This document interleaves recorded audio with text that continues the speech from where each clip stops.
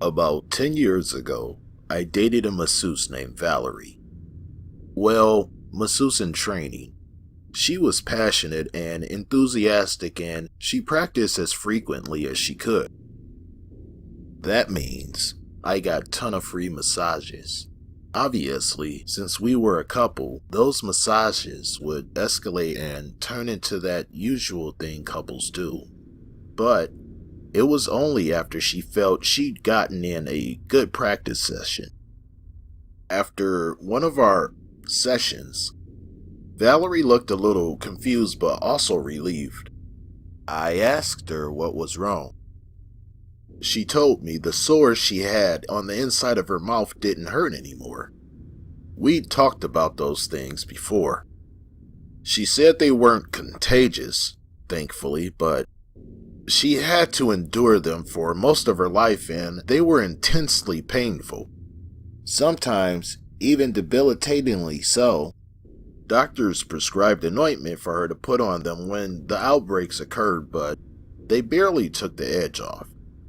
Plus, she was deeply attached to the ideas of natural healing and homeopathy and all that, so she very, very rarely used the medication.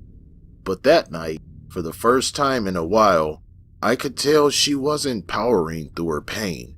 She genuinely felt good and had no idea why.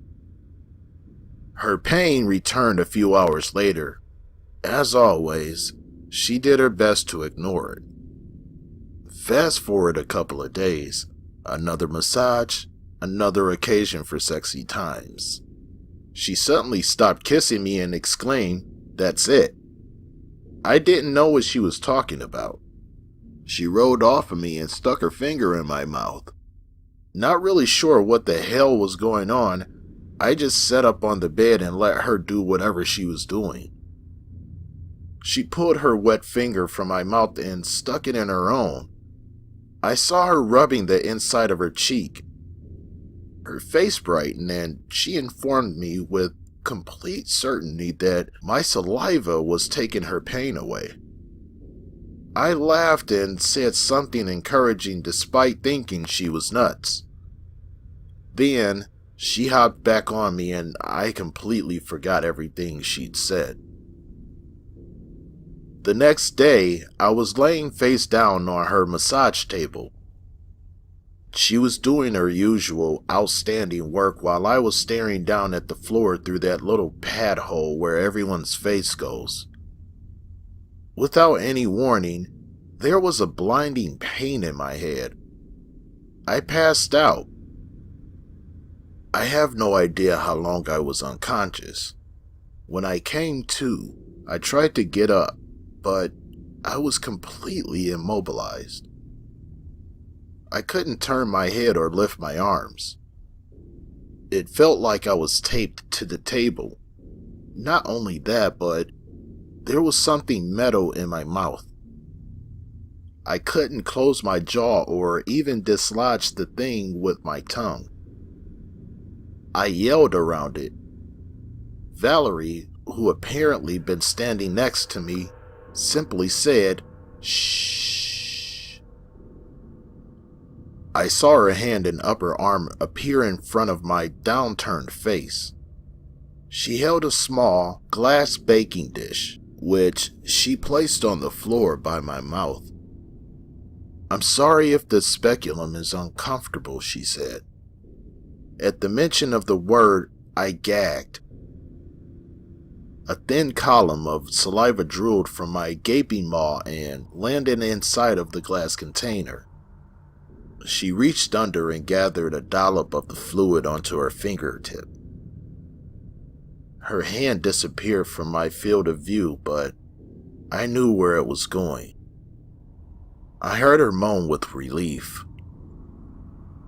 "I'm not sure how long I'll keep you here," she informed me, "but don't be loud."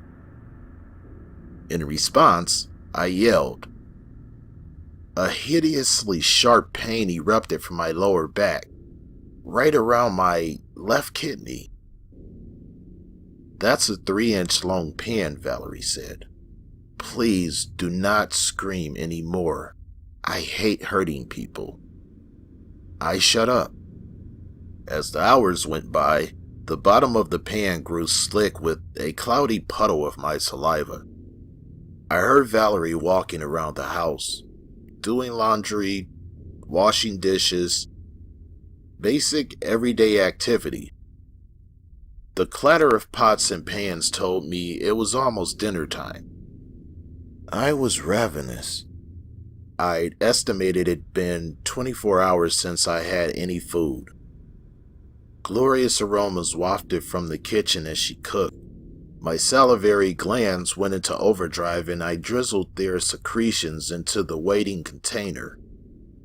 I heard Val walk in and she placed a plate piled high of spaghetti carbonara and whatever appeared to be a pork chop directly next to the collection pan. My mouth oozed. "You can't have this," she whispered into my ear, "but feel free to enjoy the smell." She walked away and turned on the TV. The room filled with sitcom banteries as my body leaked its desire for the meal into the waiting dish. I wanted to cry. At some point, I fell asleep.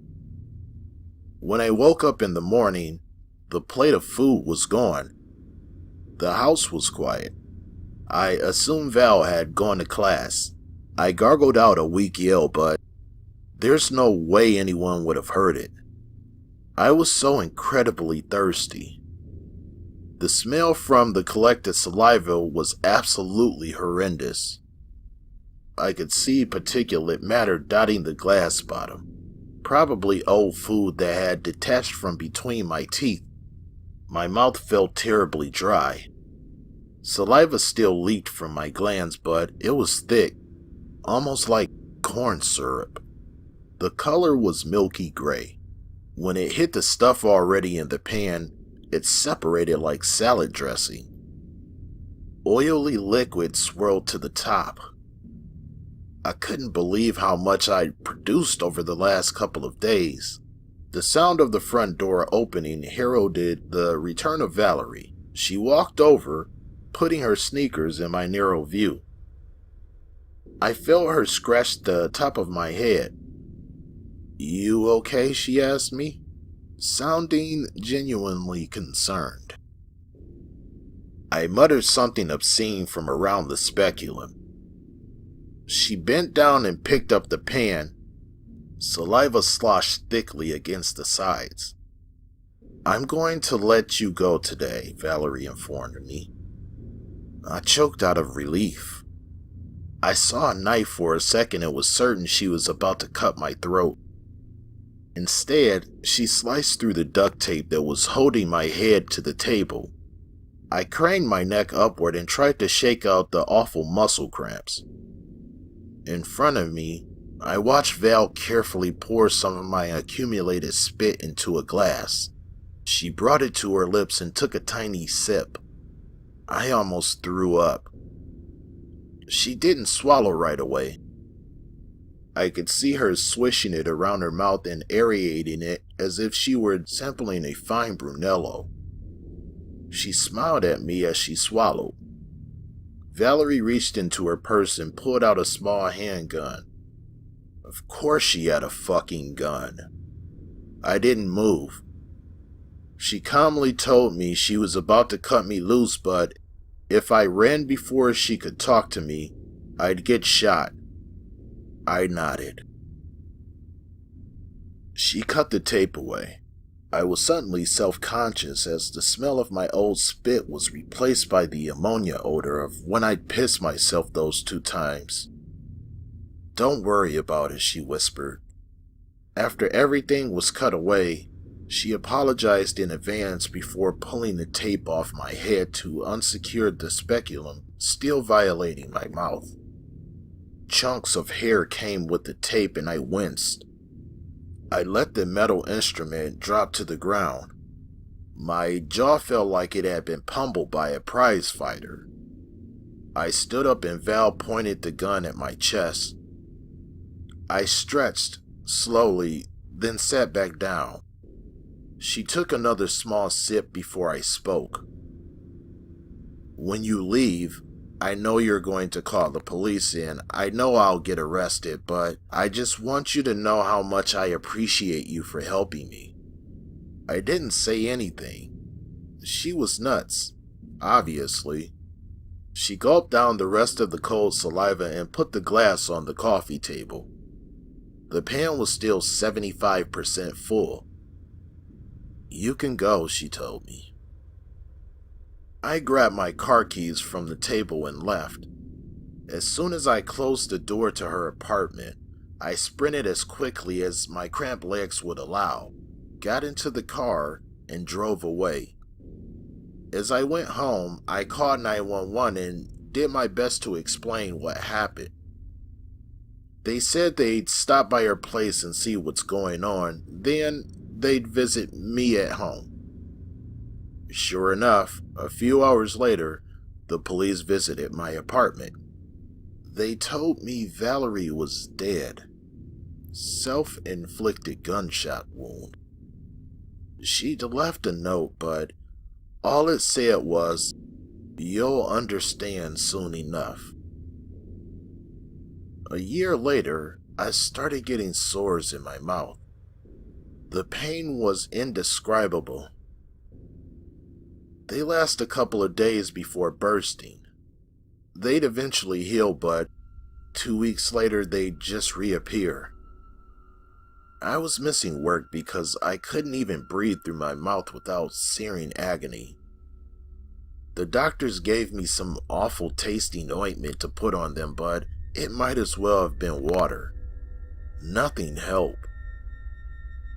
I didn't want to, but I started sleeping around. Men, women, it didn't matter. Partner after partner crossed my bed. Finally, I found one. Then another. Then another. 7 years later, they're up to a gallon of production per day. The flavor took some getting used to, but hey, the taste of medicine doesn't matter much when it actually works. The trick I learned was to keep my producers hydrated and fed just enough so the quality doesn't drop off. Early on, my little cows, and that's what I call them, used to be pretty boisterous in the mornings when I collect their milk, but they've calmed down over the years. I just hope they know how much I appreciate them. Deep down, I bet they do.